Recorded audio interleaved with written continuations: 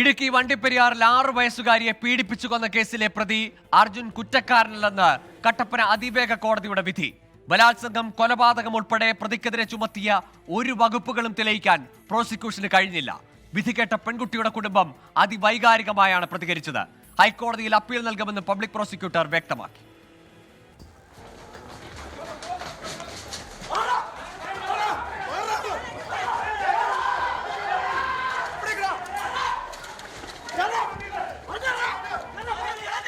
പോലീസും പ്രോസിക്യൂഷനും കണ്ടെത്തിയ തെളിവുകൾ അർജുൻ കുറ്റക്കാരനാണെന്ന് കണ്ടെത്താൻ കോടതിക്ക് പര്യാപ്തമായിരുന്നില്ല.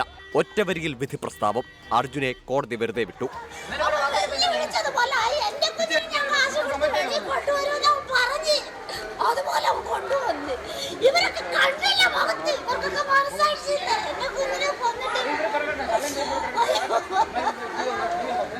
നീതിന്യായ വ്യവസ്ഥയെ പ്രതി വിലക്കെടുത്തുവെന്ന് 6 വയസ്സുകാരിയുടെ അമ്മയുടെ വൈകാരികമായ പ്രതികരണം.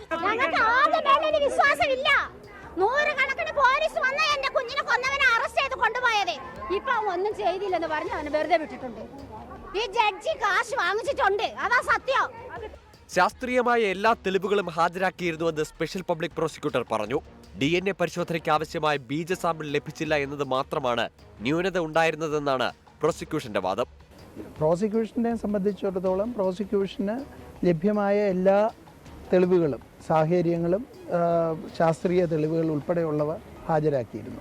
DNA പ്രൊഫൈലിങ്ങിന് ഇത് സാമ്പിൾ ഇൻസഫിഷ്യൻ്റ് ആയിരുന്നു. പ്രതി കുറ്റക്കാരനാണെന്ന് കാണിക്കാവുന്ന രീതിയിലുള്ള ആവശ്യമായ ശാസ്ത്രീയ തെളിവുകൾ ഉണ്ടായിരുന്നു. മാക്സിമം പോലീസിൻ്റെ ഭാഗത്തു നിന്നുള്ള തെളിവുകളെല്ലാം നമ്മൾ ശേഖരിച്ചാണ് കൊടുത്തത്. ബാക്കി ബഹുമാനപ്പെട്ട കോടതിയുടെ തീരുമാനമാണല്ലോ. എല്ലാ തെളിവുകളെല്ലാം ലഭിച്ചിരുന്നതൊക്കെ ബഹുമാനപ്പെട്ട കോടതി ഹാജരാക്കിയതാണ്. നീതി നടപ്പായി എന്നായിരുന്നു പ്രതിഭാഗം അഭിഭാഷകന്റെ പ്രതികരണം. കേസിലെ യഥാർത്ഥ പ്രതിയെ കണ്ടെത്താനായി പുനരന്വേഷണം ആവശ്യപ്പെടുമെന്ന് പ്രതിഭാഗം അഭിഭാഷകൻ പറഞ്ഞു.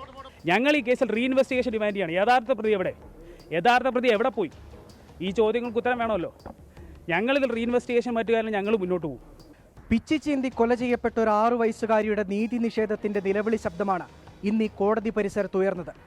ആ കുട്ടിക്ക് നീതി ലഭിച്ചേ മതിയാകൂ. സുനിൽ സുരേന്ദ്രനൊപ്പം രാഹുൽ വിജയൻ, 24 ഇടുക്കി.